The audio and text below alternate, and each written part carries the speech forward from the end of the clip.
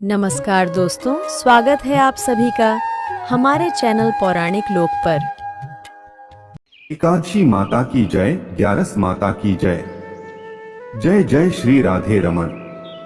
प्रभु लक्ष्मी नारायण जी के चरण कमलों का ध्यान करते हुए योगिनी एकादशी पर सुनते हैं। एकादशी माता या ग्यारस माता की कथा। प्राचीन समय की बात है। एक राज्य में एक महान राजा रहा करते थे। राजा बहुत ही बुद्धिमान और बलशाली थे। राजा सदैव अपनी प्रजा का बहुत अच्छे से ध्यान रखते थे। प्रजा भी अपने राजा को बहुत पसंद करती थी। राजा की दो बेटियां थीं। राजा अपनी दोनों बेटियों से बहुत प्रेम करते थे। राजा की छोटी बेटी देखने में बहुत सुंदर और आकर्षक थी और राजा की बड़ी बेटी छोटी बेटी के मुकाबले थोड़ा कम सुंदर थी। राजा की छोटी बेटी ग्यारस माता की पूजा किया करती थी। सभी लोग राजा की छोटी बेटी से बहुत प्रेम करते थे और बहुत प्रशंसा किया करते थे। राजा भी अपनी छोटी बेटी को बड़ी बेटी से अधिक प्रेम करता था, जिस कारण राजा की बड़ी बेटी को अपनी छोटी बहन से बहुत नफरत होने लगी थी। राजा की दोनों बेटियां जब बड़ी हो गई, तब एक पड़ोसी राज्य में रहने वाला राजकुमार राजा की बड़ी बेटी के लिए रिश्ता लेकर आया। लेकिन जैसे ही उस राजकुमार की नजर राजा की छोटी बेटी पर पड़ी, तो वह राजकुमार राजा की छोटी बेटी पर मोहित हो गया और उससे पहली नजर में प्रेम कर बैठा। उस राजकुमार ने राजा की बड़ी बेटी के साथ विवाह करने से मना कर दिया और उसने राजा से कहा कि मैं आपकी छोटी बेटी से विवाह करना चाहता हूँ। जिसके बाद राजा की बड़ी बेटी यह देखकर अपनी छोटी बहन से बहुत क्रोधित हो गई और राजा की बड़ी बेटी ने अपनी छोटी बहन को अपना सबसे बड़ा दुश्मन मान लिया। राजा की बड़ी बेटी ने अपनी छोटी बहन से बदला लेने का निर्णय लिया, जिसके लिए उसने अपनी छोटी बहन को जान से मारने का योजना बनाई। राजा की बड़ी बेटी ने अपनी छोटी बहन को मारने के लिए सबसे पहले एक लड्डू में जहर मिलाकर अपनी छोटी बहन को दे दिया और उसको लड्डू खाने के लिए कहा।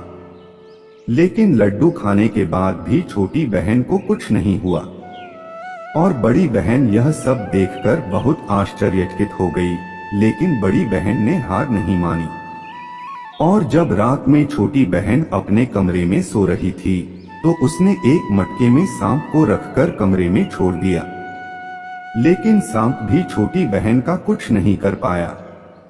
जिसके बाद बड़ी बहन ने अपनी छोटी बहन से कहा कि चलो हम लोग कुएं से पानी भरकर लाते हैं। जिसके लिए वह अपनी छोटी बहन को पानी भरने के बहाने से कुएं के पास ले गई और उसने अपनी छोटी बहन को कुएं में धक्का दे दिया। लेकिन छोटी बहन को तब भी कुछ नहीं हुआ, क्योंकि हर बार ग्यारस माता उसकी रक्षा कर रही थी। उधर बड़ी बहन अपने सारे प्रयासों के बाद भी असफल हो रही थी, जिससे वह बहुत क्रोधित होती जा रही थी। फिर उसने अपनी छोटी बहन के पास जाकर उससे खुद ही पूछा कि मेरी प्यारी बहन, तुमको पता है भगवान ने सबकी मृत्यु एक निश्चित समय पर लिखी हुई है, पर बहन क्या तुमको पता है कि तुम्हारी मृत्यु कैसे होगी? क्या यह तुम जानती हो? तब छोटी बहन ने अपनी बड़ी बहन को बताया कि हाँ दीदी, मैं तो जानती हूँ मेरी मृत्यु कैसे होगी। छोटी बहन से यह सुनकर बड़ी बहन मन ही मन बहुत प्रसन्न होने लगी और उसने अपनी छोटी बहन से कहा कि बहन, मुझे तुम अपनी मृत्यु का राज तो बताओ। छोटी बहन के मन में कोई छल पाप नहीं था। उसने अपनी बड़ी बहन से कहा कि दीदी, मेरी मृत्यु, मेरे प्राण तो एक तोते में हैं। जो तोते के गले में एक हार है, उससे मेरी मृत्यु होगी। जब तक कोई भी व्यक्ति तोते को मारकर वह हार अपने गले में पहन लेगा, मैं मूर्छित हो जाऊंगी और जैसे ही उस हार को अपने गले से उतारेगा तो मैं वापस से जीवित हो जाऊंगी। अपनी छोटी बहन की मृत्यु का राज जानकर बड़ी बहन बहुत ही खुश हो गई और उसने अपनी छोटी बहन को मारने के लिए उसके पालतू तोते को ढूंढना शुरू कर दिया। छोटी बहन को इस बात का आभास हो गया था कि कोई उसकी जान लेना चाहता है, जिसके लिए वह अपने पिताजी के पास गई और उसने अपने पिताजी से कहा कि पिताजी, मेरी मृत्यु के बाद मुझे जलाइएगा मत, बल्कि आप मुझे अपनी पुरानी वाली हवेली में एक पलंग में लिटाकर छोड़ दीजिएगा। अपनी छोटी लड़की की यह बात सुनकर राजा बहुत आश्चर्यचकित हो गए। राजा ने अपनी छोटी बेटी से पूछा, बेटी तुम यह सब क्या कह रही हो? तब राजा की छोटी बेटी ने कहा, पिताजी, समय किसी के लिए नहीं रुका है, किसे कब क्या हो जाए किसी को कुछ पता नहीं है। और फिर राजा ने अपनी छोटी बेटी से कहा कि तुम ऐसी बातें क्यों कर रही हो? 2-3 दिन में तो तुम्हारा विवाह है। लेकिन छोटी बेटी ने अपने पिताजी को ऐसा करने पर मजबूर कर दिया और उनसे वचन ले लिया। राजा ने भी अपनी छोटी बेटी की बात स्वीकार कर ली और 2-3 दिनों के बाद जब शादी का समय आया तब राजकुमार बारात लेकर राजा के घर पर आया और राजकुमार और राजा की छोटी बेटी का विवाह शुरू हो गया। जैसे ही राजा की छोटी बेटी राजकुमार के साथ फेरे लेना शुरू करती है तो उसकी बड़ी बहन अपनी छोटी बहन के कमरे में जाकर उसके तोते को पकड़ लेती है और उसको जान से मार देती है और तोते की गले में जो था उसको अपने गले में धारण कर लेती है।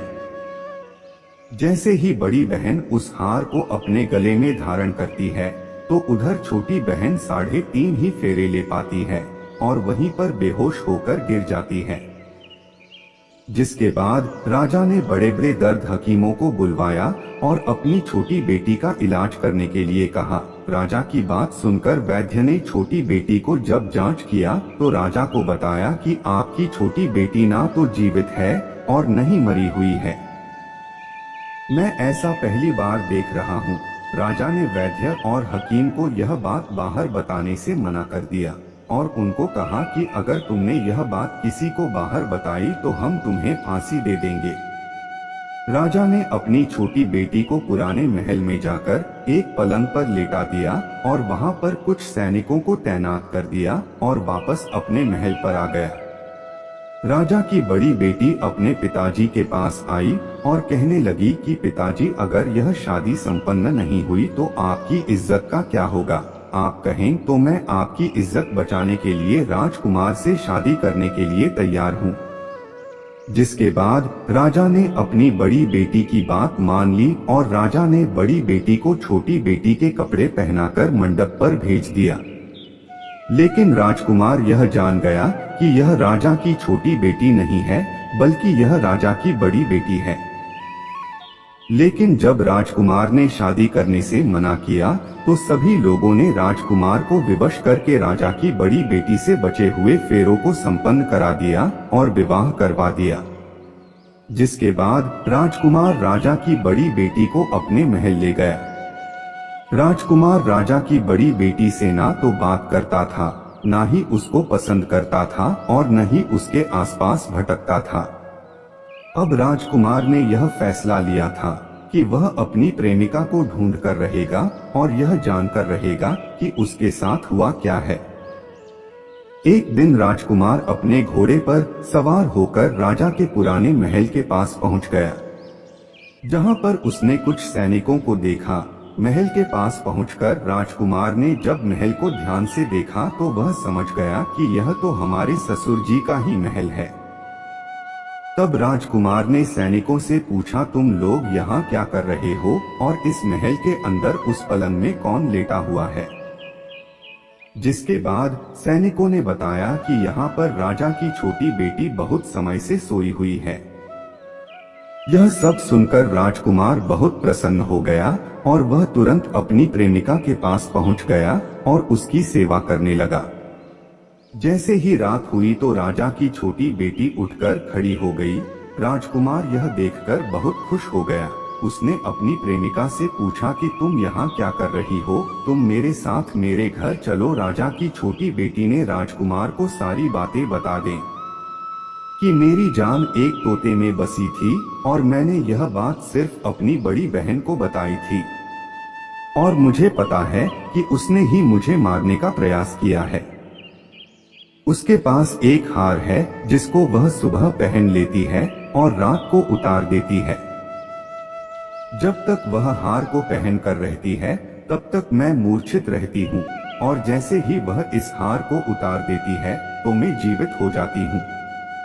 वो कहती है जब तक मेरी बड़ी बहन के पास वह हार है तब तक मैं ऐसे ही जीवित और मूर्छित होती रहूंगी। अगर मेरी बड़ी बहन के पास जो हार है वह मेरे हाथ में लग जाए तो मैं हमेशा के लिए जीवित हो जाऊंगी। राजकुमार ने यह बात सुनकर राजा की छोटी बेटी के पास रहने का निर्णय ले लिया और उसने अपने बचे हुए सारे फेरे उस पलंग में लेटी राजा की छोटी बेटी के साथ ले लिए और अपना विवाह पूर्ण कर लिया और वहीं पर ही रहने लगा।